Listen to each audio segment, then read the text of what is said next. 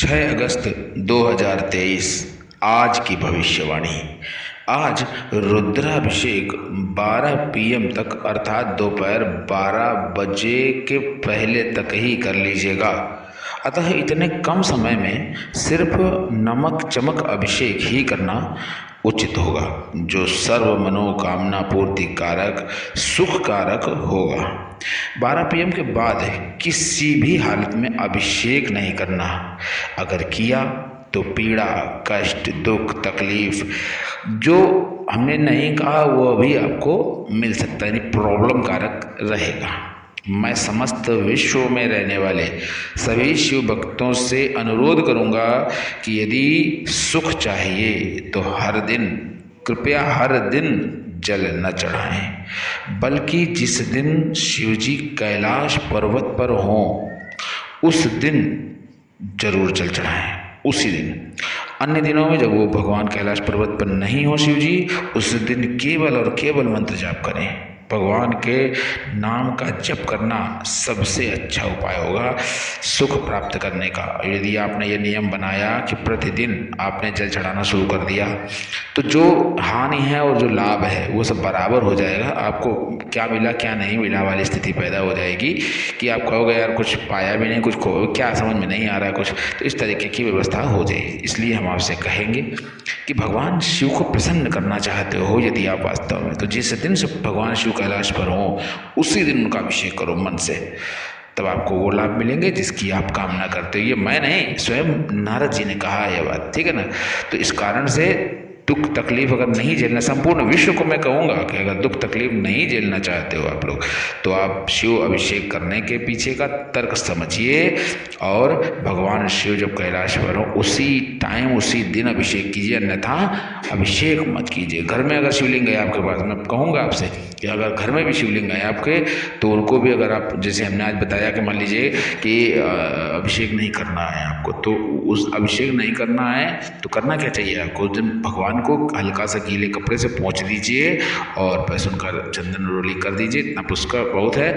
लेकिन उसके अलावा जो है आपको कुछ नहीं करना चाहिए। नहीं तो अगर आपने और किया, नहलाया उनको, जलाभिषेक किया, जल डाला, जल चढ़ाया, तो आपको उसके परिणाम उल्टे ही देखने को मिलेंगे, आपको प्रॉब्लम क्रिएट होगी। ठीक, तो आप ये बात समझ गए होंगे अच्छे से हमारी बात को। आज नए कपड़े, सोना चांदी हीरे जवाहरात ये सब चीज़ें मत खरीदिएगा। अगर खरीदेंगे तो कष्टकारक होगा, कष्ट के लिए समस्या, मतलब समझ लीजिए कि प्रॉब्लम हो जाएगी आपके लिए, और कष्ट कई सारे हो सकते हैं, इसलिए हम आपको कष्ट का डेफिनेशन नहीं देंगे, मगर हाँ प्रॉब्लम होगी। ठीक, आज मंत्र लेखन का जो प्रारंभ है वो करने के लिए, और सुबह सूर्योदय का जो समय होगा वो उस समय बहुत बढ़िया समय 11 AM तक जो है, सुबह सूर्योदय से लेकर के 11 AM तक का समय सबसे अच्छा समय है। आप उस समय के बीच में मंत्र लेखन की शुरुआत कर सकते हो, आपको अवश्य ही लाभ मिलने प्रारंभ होंगे, क्योंकि भगवान शिव रहने वाले हैं इस समय में कैलाश पर्वत पर। आज सोशल मीडिया की शुरुआत भी नहीं करनी चाहिए आपको, ठीक है। आज के दिन वाहन, सोशल मीडिया का मतलब हो गया फिल्मों में जाना चाहते हो, या सोशल मीडिया में क्या मतलब कोई प्रेस रिपोर्टिंग क्या इस तरीके का कार्य करना भी चाहते हो, तब भी वो शुरुआत मत करिएगा। पहले से जो काम चल रहा है उनको चलने दीजिए, कोई प्रॉब्लम नहीं है, नया काम कुछ नहीं। ठीक, वाहन इस समय जो है आपको नहीं खरीदना चाहिए, वाहन खरीदेंगे तब भी आपको दिक्कत होगी, प्रॉब्लम होगी ही होगी। मकान का निर्माण भी नहीं खरीदना है न करना है, मकान का निर्माण शुरुआत नहीं करना इस समय। अगर करेंगे तो प्रॉब्लम, कोई दुकान खोलनी हो तब भी इस समय दुकान खोलने के लिए कोई शुभ समय नहीं मिल रहा है, इसलिए दुकान नहीं खोलना। इस समय मलमास चल रहा है, मलमास के कारण से कोई शुभ समय नहीं मिलेगा आपको। बाल दाढ़ी नाखून आदि मत कटवाइए इस समय में, कटवाना तो नहीं चाहिए। बाकी भैया आप लोग अपने धर्म पर अगर अडिग नहीं हैं तो आप समझिए आपका काम जाने, हमारी तरफ से तो भाई यही कहेंगे कि आप जो है धर्म पर अपने अडिग रहिए। धर्म जो है आपका बना रहेगा तो आप बने रहोगे और आपका रहना बहुत जरूरी है, ठीक है ना।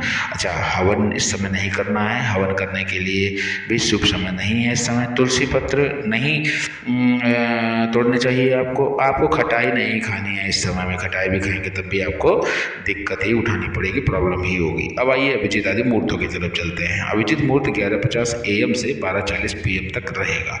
गुलिक मुहूर्त 3:35 PM से 5:10 PM तक रहेगा। राहु काल 5:10 PM से 6:55 PM तक रहेगा। रहेगा और कंटक मोड 10 AM से 10:55 AM तक रहेगा।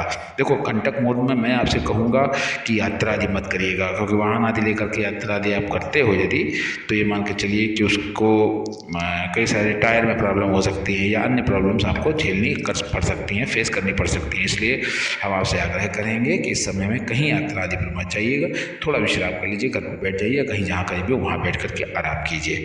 उसके बाद जब समय निकल जाए ये वाला कंटक वाला, तब आप जाइएगा कहीं, तब आपको अवश्य ही लाभ मिलेगा, फ़ायदे की स्थितियाँ बनती रहेंगी। तो आज का वीडियो हम आपके लिए बड़े चुन चुन के संभाल के लाए हैं, और हमने आपको जो प्रेषित किया है जानकारी, वो हम समझते हैं आपके अंदर गई होगी और आपको मन में भावना आई होगी कि जो हम कह रहे हैं वो कहाँ तक सत्य है। इस बात को अपनाइए। हम शिववास के बारे में जो कुछ भी आपको बताया उसके बारे में देखिए, समझिए। अभी बीच में कुछ कई सारी घटनाएं विश्व पटल पर हुई हैं, उनको आप देखिए, शिववास के अकॉर्डिंग तौलिए उनको। अब आप सोच लेंगे, समझ लेंगे कि मैं क्या कह रहा हूँ आपको। तो शिववास के अकॉर्डिंग आप देखेंगे तो आपको पता चल जाएगा कि हाँ, भगवान शिव उस समय उस दिन नहीं थे, तो उस दिन ऐसा, तो आप उसको समझदार हैं, ठीक है ना। तो आप देखिए इसकी हमारी बातों का सत्यता कहाँ तक है। ठीक, फिर मिलते हैं अगले वीडियो में, तब तक के लिए नमः शिवाय।